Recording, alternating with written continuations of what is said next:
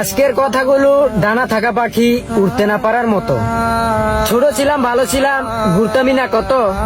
আম চুরি করতাম, জাম চুরি করতাম, করতাম না মাথা নত। ব্যাট ছিল না, বল ছিল না, ছিল কাঠের গুড়ি। তখন গেম খেলার মতো মোবাইল ছিল না, আকাশে উড়াইতাম ঘুড়ি। সুতা ছিল, লাঠি ছিল, ছিল না হাতে নাটাই। রোদ বুঝি না, বৃষ্টি বুঝি না, পুকুর পাড়ে ডুবাইতাম কিন্তু সবাই। দুধ দিল না, বাদ দিল, পারতাম না যখন খেলা। একজনেরটা দেখে আরেকজন কান্না করতো যখন আসতো বৈশাখ মেলা।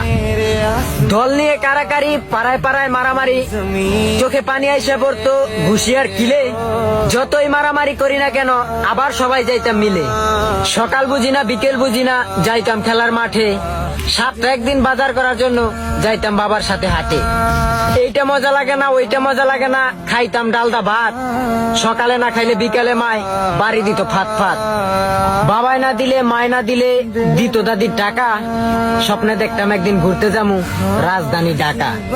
পুঁইশাক হইতো, করলা হইতো, চালে হইতো কদু। ঘুরতে যাওয়ার মতো কেউ না থাকলো, থাকতো একটা দাদু। মানুষ ছিল, আত্মীয় ছিল, ছিল বন্ধু কারি। বেড়ানোর মতো জায়গা ছিল না, ছিল না নির্বাড়ি। মেলায় যামুক, খেলনা কিনমুক, কত কিছু খাম।